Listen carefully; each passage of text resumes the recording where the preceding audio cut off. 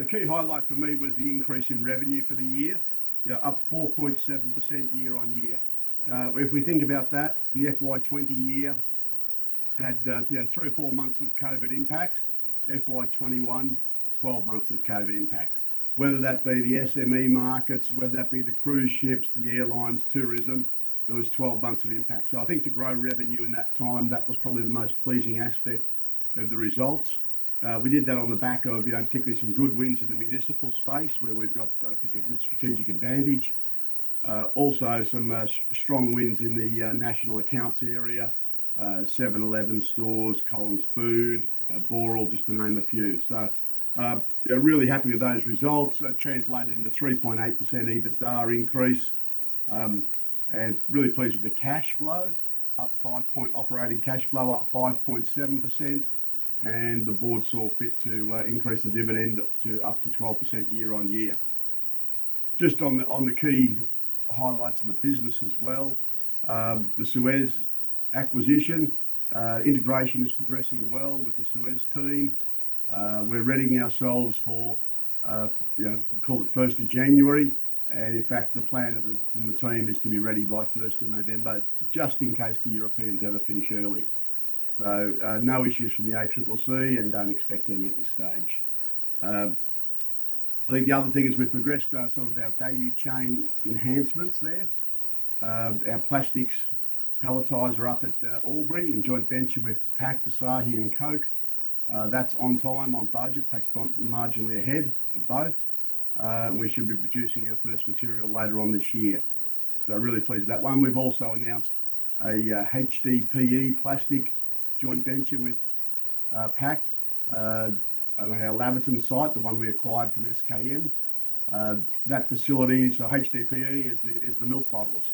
And I think if we look back at the acquisition of SKM some 18 months ago, we acquired these assets. They're in poor condition. We paid marginally higher than real estate value for the assets. Spent time and money to get them working right. But nowadays, we are producing a bale of aluminium cans at over 99% purity, a bale of PET, plastic water bottles for the like, at over 99% purity. And we're also producing the Hdpe, which is the milk bottles, at over 99% purity.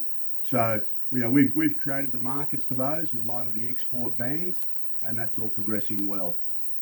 We also have a grant combined grant from federal and state governments for $9 million for Pact and ourselves to look at a plastic flaking facility over in Perth. So it's pretty exciting times in that space, and all looking very good. Probably the other key milestone is our energy from waste facility in Sydney. New South Wales released their waste strategy back in July. I guess I feel more buoyant than ever because there is actually a specific home for energy from waste in that waste strategy. They've lifted the bar on the emissions, but the good thing is our plant, our guys are very comfortable. We can handle those higher emissions. I guess when you're thinking about building an energy from waste facility in Sydney, that's some of the highest landfill rates in the world, certainly in this country, and the highest levies. So that gives, enhances the economics of the project. And I think if we think about the fact that there's 2 plants being built in Perth at the moment, those 2 plants, assume the proponents intend to make some good money out of those, but the landfill rate in WA, Perth, is about $150 a tonne. It's probably over $260 in Sydney. So I think probably just lastly, just to mention data and digitisation. I know we talk about these things, but they've actually starting to get ahead of steam now. The team's done some great work on the data side. Bin profitability through a pilot in Victoria in Melbourne has given us the confidence to roll it out further in Victoria. And it's not being rolled out necessarily from the centre. It's being pulled by the business. They want this. They've seen the benefits of it. And we've got board approval to kick off data and digitisation project.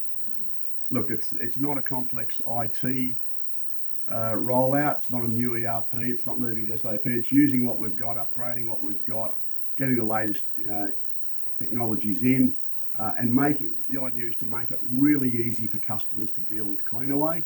and we'd also expect through that some back-end efficiencies.